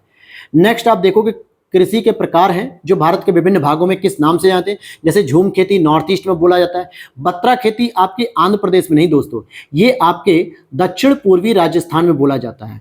जारा और एरका की बात करें तो कश्मीर में नहीं बल्कि दक्षिण भारतीय राज्यों में बोला जाता है। तो 2 भी गलत 3 भी गलत, केवल एक सही हो जाएगा ए ऑप्शन। नेक्स्ट है आपका पृथ्वी के कृत्रिम उपग्रह परिक्रमण करते समय पृथ्वी पर क्यों नहीं गिरते हैं? क्योंकि वो पृथ्वी का आकर्षण बल उसकी गति के लिए एक आवश्यक त्वरण प्रदान करता है, जिसकी वजह से वो पृथ्वी के आकर्षण बल में होने के बावजूद पृथ्वी पे नहीं घूमता बल्कि अपने सर्कुलेशन मोशन पे घूमता रहता है। ओजोन परत का क्षय करने वाले पदार्थों को रोक लगाने से संबंधित कौन कौन से प्रोटोकॉल हैं? देखिए तीनों ही रहेंगे दोस्तों। मॉन्ट्रियल प्रोटोकॉल कब आता है? 1987 में आता है और 89 में जो है कि ये लागू हो जाता है। वियना कन्वेंशन की बात करेंगे तो 1985 में आया था, ठीक है, 1985 में, और ये 88 में लागू हो जाता है। किगाली समझौते की बात करेंगे तो अभी 2016 में लाया गया। और किगाली कहाँ की राजधानी है? रवांडा की राजधानी है, ठीक है, रवांडा की राजधानी है। क्वेश्चन नंबर 87 देखते हैं। राष्ट्रीय रासायनिक प्रयोगशाला पुणे में अवस्थित है, बिल्कुल, और इसका गठन 1950 में हुआ, यह भी सही है। पुणे मतलब महाराष्ट्र। तो यहाँ पे कौन सा गलत है? न तो पहला न ही दूसरा। मानवों में किडनी निम्नलिखित में से किस प्रणाली के अंग है? भाई किडनी एस्क्रेशन में आती है। एस्क्रेशन मतलब उत्सर्जी अंग में आती है। जैसे आपकी बॉडी से किसी प्रकार से जैसे वॉशरूम वगैरह हो गए, इसके माध्यम से क्या होता है, आपका जो बॉडी का कचरा होता है, अमोनिया होती है, वो बाहर निकल जाती है। तो इसलिए आपकी एस्क्रेशन यानी उत्सर्जी अंग में आता है। नेक्स्ट देखेंगे द लिमिट टू ग्रोथ। इस संकल्पना का सर्वप्रथम प्रतिपादन कब किया गया? लिमिट टू ग्रोथ का। तो ये आपको देखने को मिलेगा क्लब ऑफ रोम की जो रिपोर्ट आती है 1972 में, जब क्लब ऑफ रोम बैठता है। बर्टलैंड रिपोर्ट, ये आपके बर्टलैंड आयोग गठित किया गया था 1987, जहां पे आवर कॉमन फ्यूचर एक नाम की एक वो आई थी, रिपोर्ट आई थी, आवर कॉमन फ्यूचर रिपोर्ट आई थी। आगे देखते हैं मॉन्ट्रियल प्रोटोकॉल की बात करेंगे तो मैंने अभी बताया 1987 में आता है। Agenda 21 Rio de Janeiro protocol में आता है, 1992 में आता है। नेक्स्ट अगर हम बात करते हैं निम्नलिखित में से कौन सा पोलिनेशियाई द्वीप समूह है, तो पोलिनेशियाई के तहत ताहेती आएगा, सोलोमन और नहीं, सोलोमन नहीं आएगा दोस्तों, ताहेती आएगा और समोआ आएगा। जबकि मार्शल आपका आता है माइक्रोनेशिया में और सोलोमन आपका आता है मेलोनेशिया में। तो यहां पर 1 और 4 ही केवल सही होंगे। क्वेश्चन नंबर 91 को देख लेते हैं हम लोग। यहाँ पे कूट का मिलान है। जैसे एस्टोनिया की बात करेंगे या एस्टोनिया, ये बाल्टिक स्टेट कहलाते हैं। सर्बिया बाल्कन स्टेट, स्वीडन स्कैंडिनेवियाई स्टेट, मॉन्टेनेग्रो पूर्व यूगोस्लोविया राज्य हो जाएगा। तो बी ऑप्शन करेक्ट होगा। 92 की बात करेंगे तो अनवर ए सुहेली के संबंध में कौन सा कथन असत्य है? तो यह संस्कृत ग्रंथ पंचतंत्र की फारसी अनुवाद है, बिल्कुल सही, और पंचतंत्र का फारसी में अनुवाद अबुल फजल ने किया था, यह भी सही है। तो यहाँ पे न तो पहला गलत है न ही दूसरा। फिर आगे देखते हैं यहाँ पे कुछ पुस्तक है और उसके लेखक। जैसे तबकाते अकबरी है, तबकाते नासरी नहीं है, तबकाते अकबरी निजामुद्दीन अहमद ने लिखी थी। चहार चमन की बात करेंगे चंद्रभान ब्राह्मण ने लिखी। ताज उल मासिर की बात करेंगे तो हसन निजामी ने लिखी है। और आलमगीर नामा की बात करें तो मिर्जा मोहम्मद काजिम ने लिखी है। तो ये हो जाएगा B option. Question number next है 94। ब्लैक होल की घटना किसके समय घटित हुई थी? तो सिराजुद्दौला के समय घटित हुई थी, जिस समय ये बंगाल का नवाब था। और ये घटना घटित हुई थी आपके कब? 20 जून 1756। और इस घटना का पूरा वर्णन जो किया गया था वो J.Z. हॉलवेल के द्वारा किया गया था। इसमें क्या था, एक बहुत छोटी जगह में लगभग 146 अंग्रेजों को जो है कि कैद कर दिया सिराजुद्दौला ने, जो अगले दिन मुश्किल से शायद 32 से 33 लोग बच के निकल पाए थे। ठीक है, अगला प्रश्न है निम्नलिखित में से किस एक अधिवेशन ने 1921 के अहमदाबाद कांग्रेस अधिवेशन में यह प्रस्ताव दिया था कि स्वराज को कांग्रेस का लक्ष्य माना जाए? ये स्टेटमेंट आपके हसरत मोहानी ने दिया था। हालांकि इसकी अध्यक्षता किसे करनी थी? CR दास को करनी थी, लेकिन वो जेल में बंद थे, इसलिए हकीम अजमल खां साहब ने इसकी अध्यक्षता की थी उनकी अनुपस्थिति में। नेक्स्ट है आपका किस एक ने भारत में क्रांतिकारी गतिविधियों को गति देने के लिए इंडियन होम रूल सोसाइटी की स्थापना की थी? तो देखो ये भारत नहीं होना चाहिए, ये यहाँ पे था कि लंदन में जो है कि क्रांतिकारी गतिविधियों को बढ़ावा देने के लिए। तो ये आपको जाएंगे श्यामजी कृष्ण वर्मा, जिन्होंने 1905 में लंदन में गठित किया था। क्वेश्चन नंबर 96 के बाद 97 आएगा, जिसमें कुछ घटनाओं के कालक्रमानुसार पूछा जा रहा है। नासिक षड्यंत्र केस दोस्तों 1909 रहेगा। सिल्क पेपर षड्यंत्र केस यानी सिल्क पेपर षड्यंत्र 1915 हो जाएगा। अभिनव भारत की स्थापना 1904 वीडी सावरकर और गणेश दामोदर सावरकर ने की। अलीपुर षड्यंत्र केस आपका 1908 हो जाएगा। अब इस हिसाब से आप आंसर देखोगे थर्ड हो जाएगा। आगे देखते हैं 98 की बात करते हैं, कौन सा सही सुमेलित नहीं है। देखो विनीपेग नगर की बात करेंगे तो ये कनाडा में है और ये गेहूं की मंडी है, यहाँ पे विनीपेग झील भी मिलती है। सडबरी की खान की अगर हम बात करें तो सडबरी आपके निकल के लिए फेमस है, बिल्कुल सही बात है। मॉन्ट्रियल की बात करेंगे तो कागज उद्योग के लिए फेमस है, लेकिन जो सुलिबान खान है ये लॉ अयस के लिए नहीं है, बल्कि सीसा जस्ता के लिए। किसके लिए? सीसा जस्ता के लिए। और ये विश्व की सबसे बड़ी खान है जहां पे सीसा और जस्ता का निष्कर्षण होता है। सबसे बड़ी खान है सुलिबान खान, ठीक है। और ये सभी चारों के चारों क्षेत्र जो हैं वो कनाडा के अंतर्गत आते हैं। नेक्स्ट है आपका देश और उनकी नदी, कि देश कौन से नदी के तट पे है। जैसे पोलैंड की बात करेंगे तो ये आपके विस्टुला नदी के तट पे। अलास्का की बात करेंगे तो यूकॉन नदी के तट पे। इटली की बात करेंगे तो टाइबर नदी के तट पे। वेनेजुएला की बात करेंगे तो ओरिनिको तट पे है, ओरिनिको। और इसी ओरिनिको पे आपको एंजल जलप्रपात देखने को मिलता है। तो ये हो जाएगा सी ऑप्शन।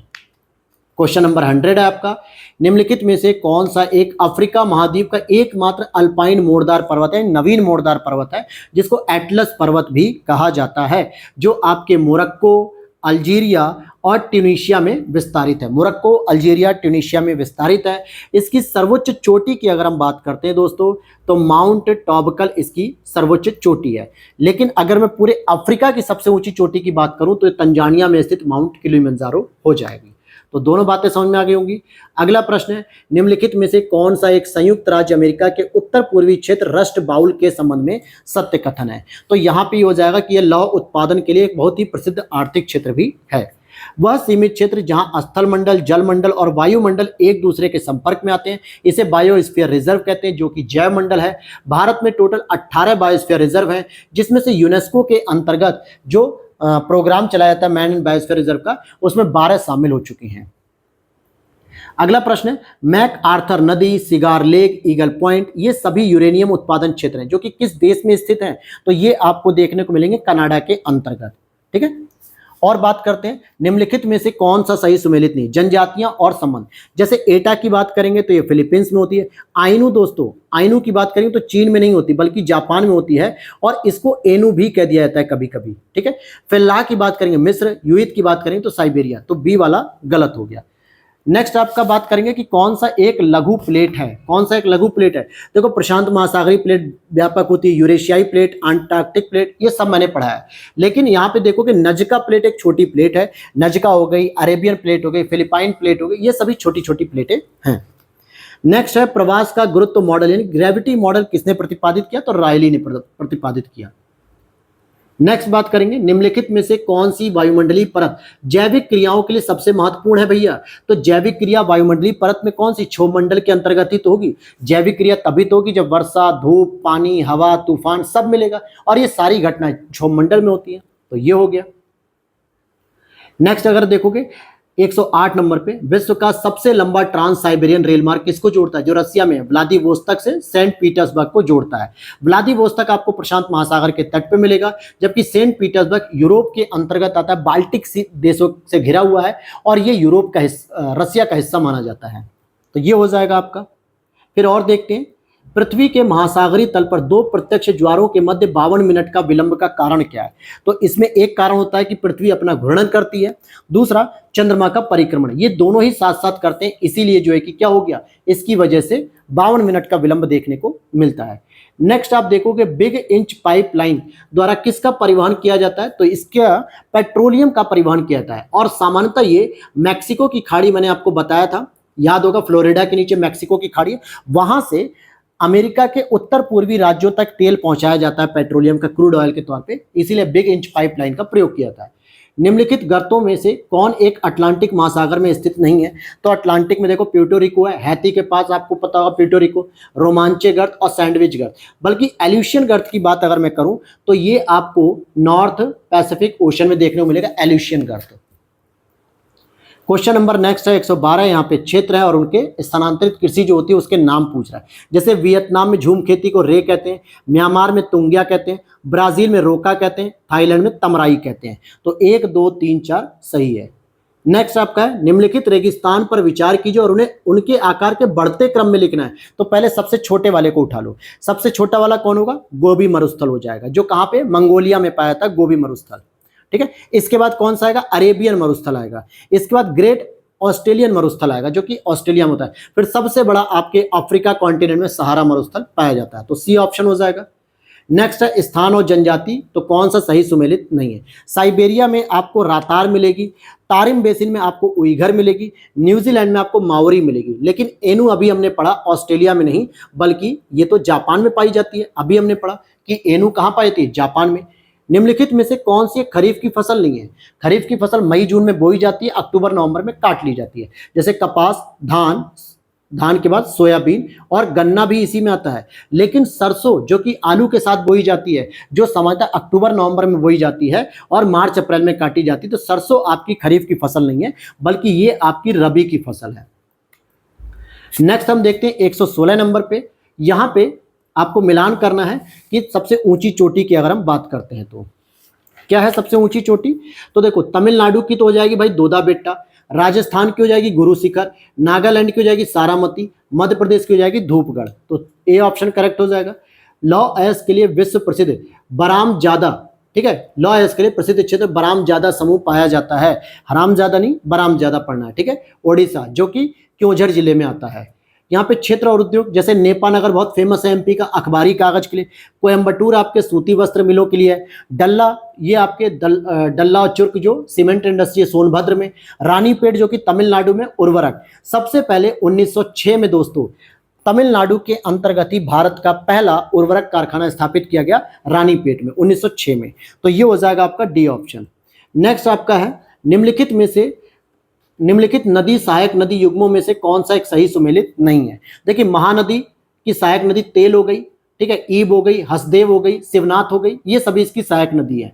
तेल हो गई, ईब हो गई, हसदेव हो गई और शिवनाथ हो गई। तो इनको जरा ध्यान से समझ लेना। कृष्णा नदी इसकी बात करें तो कोयना इसकी सहायक नदी है। कावेरी की बात करेंगे तो लोक पावनी इसकी सहायक नदी भी है। लेकिन गोदावरी की हगरी नहीं है। हगरी किसकी है? हगरी दोस्तों आपके तुंगभद्रा की है। किसकी है? तुंगभद्रा की है। और तुंगभद्रा किसकी होती जाके आगे? कृष्णा की सहायक नदी हो जाती है। तो इसलिए डी ऑप्शन गलत हो जाएगा। 120 नंबर के प्रश्न को देखते हैं। पश्चिमी घाट के निम्नलिखित दर्रों को क्रम से बैठाइए। तो सबसे पहले आपका आएगा थाल घाट, उसके बाद आएगा आपका भोर घाट, उसके बाद आपका आएगा पाल घाट, उसके बाद आपका आएगा सेनकोट्टा, जो कि आपको कहाँ देखने मिलेगा? केरल में। तो इस तरीके से आप इसको बैठाएंगे तो बी ऑप्शन करेक्ट हो जाएगा। अगला प्रश्न है आपका अरुणाचल प्रदेश में डाफला, मीरी, अबोर, मिशमी ये किस पहाड़ियों में स्थित है? तो अगर आप देखोगे इसे तो ये क्रम से दी हुई है और ये शिवालिक हिमालय में ही विस्तृत है। नेक्स्ट हम देखते हैं उत्तर प्रदेश में मध्य पाषाण काल के किस प्रमुख स्थल से युद्ध अथवा मानवीय आक्रमण के स्पष्ट साक्ष्य मिलते हैं? तो सराय नाहर राय, जो कि प्रतापगढ़ के अंतर्गत आता है। जौनपुर की स्थापना किसने की थी भैया? फिरोज शाह तुगलक ने की थी। मोहम्मद बिन तुगलक जो कि इसका चचेरा भाई था, उसकी याद में इसने स्थापित किया था। अगले प्रश्न को देखते हैं। तो गनीवी कावा रणनीति, गनीवी कावा रणनीति का अगर पहले तो आपको अर्थ पता होना चाहिए, तो इसी को हम कहते हैं गोरिल्ला युद्ध। क्या कहते हैं? गोरिल्ला युद्ध या फिर छापा मार युद्ध। क्या कहते हैं? छापा मार युद्ध। और इसकी शुरुआत अगर आप देखोगे 1857 में तो तात्या टोपे ने की थी। लेकिन अगर हम पूरे तरीके से देखें भारत में, तो सबसे पहले इसकी शुरुआत आपके छत्रपति शिवाजी ने की थी। जो छापा मार यानी छिप के युद्ध करने की पद्धति थी और मुगलों के प्रति इन्होंने शुरू की थी, मुगलों के खिलाफ। अगला प्रश्न है आपका 125। क्वेश्चन नंबर नेक्स्ट है आपका नगरीकरण औद्योगिकरण का अनुसरण करता है। नगरीकरण औद्योगिकरण का अनुसरण करता है, बिल्कुल ठीक। विकासशील देशों में नगरीकरण अपने आप में एक आंदोलन है, तो ये बात भी सही है, लेकिन ये दोनों एक दूसरे की व्याख्या नहीं कर रहे हैं। नेक्स्ट है आपका जनगणना 2011 के अनुसार अनुसूचित जाति की निम्नतम जनसंख्या प्रतिशत वाला राज्य या केंद्र शासित प्रदेश कौन सा है? तो मिजोरम, जहां पे 0.17% केवल एससी पाए जाते हैं, एसटी नहीं एससी। निम्नलिखित में से कौन सा एक सही सुमेलित है? मतलब कौन सा सही नहीं है, स्वामी दयानंद सरस्वती जी के बारे में। देखो सत्यार्थ प्रकाश की रचना इन्होंने की थी 1875 में, शुद्धि आंदोलन भी इन्होंने चलाया था, आर्य समाज की स्थापना भी इन्होंने 1875 में की थी, यह भी सी। लेकिन डीएवी कॉलेज की स्थापना ये इन्होंने नहीं की थी, बल्कि ये की गई थी 1866 में लाहौर में लाला लाजपत राय जी के द्वारा की गई थी डीएवी कॉलेज की स्थापना। आगे देखते हैं महात्मा गांधी जी को कितनी बार नोबेल पुरस्कार के लिए नॉमिनेट किया गया।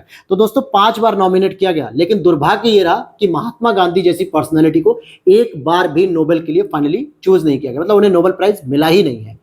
निम्नलिखित युग्मों में से कौन से उत्तर प्रदेश के संबंध में सही नहीं है? उत्तर प्रदेश के संबंध में तो भाई राजकीय पशु आपका बारहसिंगा हो गया, राजकीय पक्षी आपका सारस हो गया, उत्तर प्रदेश की सबसे पूर्वी जिला आपका बलिया हो गया जहां से गंगा नदी निकल के बिहार में प्रवेश करती है, और उत्तर प्रदेश का न्यूनतम क्षेत्रफल वाला जिला संत कबीर नगर नहीं होता है बल्कि संत रविदास नगर होता है। क्या कहते हैं? संत रविदास नगर, जिसको भदोई भी कहा जाता है। अगर इसके क्षेत्रफल की बात करें तो 1055 किलोमीटर स्क्वायर होता है। बहुत सारे लोगों को डाउट होगा कि सर हापुड़ भी है, तो हापुड़ का दोस्तों 1100 से अधिक क्षेत्रफल है, तो यहाँ पे डी वाला ऑप्शन गलत है। नेक्स्ट हम देखते हैं दीर्घावधि तक उच्च कर और निम्न सार्वजनिक व्यय के कारण अर्थव्यवस्था में अचानक नकदी की कमी हो जाती है, यह घटना क्या कहलाती है? ये आपका कहलाता है फिस्कल क्लिफ। क्या कहलाता है? फिस्कल क्लिफ कहलाता है, जिसको राजकोषीय प्रपात भी कहा जाता है। नेक्स्ट अगर हम देखते हैं 131, जून 2024 में ओलेग कोनेनेंगो ने अंतरिक्ष में 1000 दिन बिताने वाले विश्व के पहले अंतरिक्ष यात्री बन गए। तो ये रूस के रहने वाले, हालांकि जब ये सितंबर में वापस आ जाएंगे तो लगभग 1100 से अधिक दिन बिता चुके होंगे। जून 2024 में विश्व की सबसे बड़ी उष्णकटिबंधीय आर्द्र भूमि पेंटानल में लगी भीषण आग के कारण किस देश ने आपातकाल की घोषणा कर दी? तो ये आपके किसके द्वारा किया गया है? ब्राजील के द्वारा, क्योंकि ये विश्व की सबसे बड़ी उष्णकटिबंधीय आर्द्र भूमि थी। नेक्स्ट आप देखोगे जून 2024 में स्टील स्लैग रोड का प्रथम अंतर्राष्ट्रीय सम्मेलन 2024 कहां पे आयोजित किया गया? नई दिल्ली में आयोजित किया गया। और स्टील स्लैग क्या होता है? स्टील स्लैग जो स्टील उत्पादन में जो ठोस अपशिष्ट कचरा निकलता है ना, उसी को कहा जाता है। हालांकि इससे सबसे पहले नितिन गडकरी जी ने एक सड़क भी बनवा के देखी थी और काफी इंप्रूवमेंट और काफी मजबूत सड़क है वो। बस इस समय मुझे जगह ध्यान नहीं आ रही है, लेकिन कमेंट सेक्शन में अगर आपको पता तो बताना जरूर। जून 2024 में आधुनिक युद्ध में क्रांति लाने के उद्देश्य से किस देश ने विश्व की पहली मानव रहित सैन्य प्रणाली की स्थापना की? तो भैया ये हो जाएगा आपका यूक्रेन, जो कि रसिया से निपटने के लिए तैयार हो रहा है। जून 2024 में किस देश के द्वारा भेजा गया चांग ई-6 अंतरिक्ष यान चांद से रेत और पत्थर के नमूने लेकर सुरक्षित पृथ्वी पर वापस लौट आया है? तो ये हो जाएगा आपका चीन। चीन का था ये। नेक्स्ट है आपका जून 2024 में नागास्त्र 1 को भारतीय सेना में सम्मिलित किया गया। यह देश का पहला स्वदेशी आत्मघाती ड्रोन था, बिल्कुल सही, और इसका निर्माण रक्षा और अनुसंधान संगठन डीआरडीओ के द्वारा किया गया। तो ये स्टेटमेंट गलत हो जाएगा, क्योंकि ये नागपुर की सोलर इंडस्ट्रीज के इकोनॉमिक एक्सप्लोसिव लिमिटेड के द्वारा किया गया, न कि ये डीआरडीओ के द्वारा नहीं किया गया। तो दूसरा गलत है, पहला सही है। 137 देखते हैं, जून 2024 में किस देश ने रूस के नेतृत्व वाले सुरक्षा ब्लॉक सामूहिक सुरक्षा संधि संगठन से अलग होने की घोषणा कर दी? तो आर्मेनिया ने कर दी है। जून 2024 में विश्व आर्थिक मंच के द्वारा जारी वैश्विक लैंगिक समानता सूचकांक 2024 के बारे में, तो इस सूचकांक में शीर्ष स्थान पे आइसलैंड का स्थान है, बिल्कुल सही है ये बात। दूसरा, इस सूचकांक में अंतिम स्थान पे सूडान है, यह भी सही है। और भारत को 129वां स्थान मिला है, यह भी सही है। तो 1, 2, 3 सही है। अगला प्रश्न है 139, जून 2024 में सांग्री ला वार्ता एशियाई सुरक्षा शिखर सम्मेलन के 21वें संस्करण का आयोजन कहां पे हुआ? तो सिंगापुर में हुआ, और सिंगापुर में दोस्तों सांग्री ला नाम से एक होटल भी है, तो वहीं पर इसका आयोजन किया जाता है। नेक्स्ट अगर हम देखते हैं, उपरोक्त में से कौन सा जून 2024 में शुरू किया गया बायो फार्मास्यूटिकल गठबंधन के सदस्य देश हैं? तो यहाँ पे आपको भारत, दक्षिण कोरिया, यूरोपीय संघ, यूएसए, जापान सभी के सभी हो जाएंगे। 141 क्वेश्चन को देखते हैं, जून 2024 में विश्व के 180 देशों का पर्यावरण प्रदर्शन सूचकांक 2024 जारी किया गया, जिसमें भारत का स्थान 176वां था। पिछली बार तो दोस्तों इससे भी खराब था, 180 था। जून 2024 में निम्नलिखित में से किस संघ या संगठन ने कृत्रिम बुद्धिमत्ता को विनियमित करने के लिए विश्व का पहला एआई कानून को मंजूरी दी है? तो ये हो जाएगा आपका यूरोपीय यूनियन, यानी यूरोपीय यूनियन हो जाएगा। नेक्स्ट अगर हम बात करते हैं जून 2024 में अंकटाड, जो कि United nation conference and trade and development, इसके संदर्भ में रिपोर्ट के बारे में पूछ रहा है। वर्ष 2023 में भारत एफडीआई के मामले में 15वें स्थान पर आ गया, बिल्कुल सही। और इस रिपोर्ट में सर्वाधिक एफडीआई प्राप्त करने वाला देश अमेरिका शीर्ष स्थान पर है, तो यह भी स्टेटमेंट आपका सही हो जाएगा। ठीक है, दोनों सही हो जाएंगे। 144 की बात करते हैं। जून 2024 में जारी ओएजी डाटा के अनुसार किन दो देशों को पीछे छोड़ते हुए भारत घरेलू एयरलाइन बाजार में तीसरे स्थान पर आ चुका है? तो इसने किसको छोड़ा पीछे? ब्राजील और इंडोनेशिया को, और वर्ल्ड के 3rd नंबर पे आ गया है। जून 2024 में कौन 18वीं लोकसभा अध्यक्ष से प्रोटेम स्पीकर नियुक्त किए गए? तो भातृहरि महताब, और ये ओडिशा के सांसद थे, ओडिशा से ये चुनकर आए थे। नेक्स्ट आप देखो कि जून 2024 में संपन्न फ्रेंच ओपन 2024 में पुरुष एकल का खिताब कार्लोस अल्कारेज ने किसको पराजित करके जीत लिया? तो अलेक्जेंडर ज्वेरेज को पराजित करके इन्होंने जीत लिया। 21 जून 2024 को मनाए गए 10वें अंतर्राष्ट्रीय योग दिवस की मुख्य विषय क्या थी या मुख्य थीम क्या थी? तो स्वयं एवं समाज के लिए योग, स्वयं एवं समाज के लिए योग।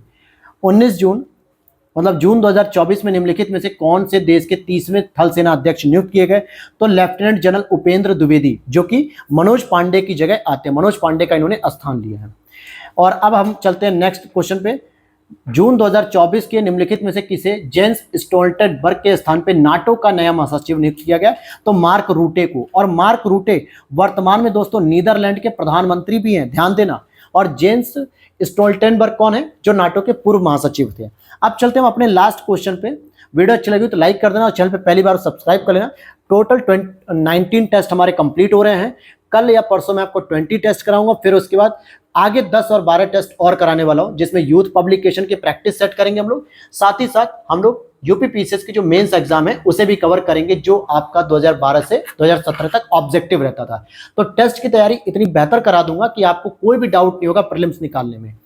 जून 2024 में संपन्न 9वें T20 क्रिकेट विश्व कप के संबंध में फाइनल मुकाबला ब्रिज टाउन बारबाडोस संपन्न हुआ, यानी कि वेस्ट इंडीज के अंतर्गत। जसप्रीत बुमराह को मैन ऑफ द सीरीज दी गई, बिल्कुल सही बात है। Man of the match final में विराट कोहली को दिया गया। और ये आपके वेस्ट इंडीज यानी बारबाडोस के साथ साथ यूएसए की भी संयुक्त भागीदारी के साथ इसका आयोजन किया गया। तो यहाँ पे दोनों स्टेटमेंट सही है। और इस मैच को जीतने के बाद ही रोहित शर्मा और विराट कोहली ने T20 के फॉर्मेट से संन्यास ले लिया, और इस तरीके से भारत 2007 में पहली अपनी T20 सीरीज जीता और 2024 में दूसरी। तो मिलते हैं नेक्स्ट वीडियो में। वीडियो अच्छी लगी तो लाइक करना, दोस्तों के साथ शेयर करना। जय हिंद, जय भारत।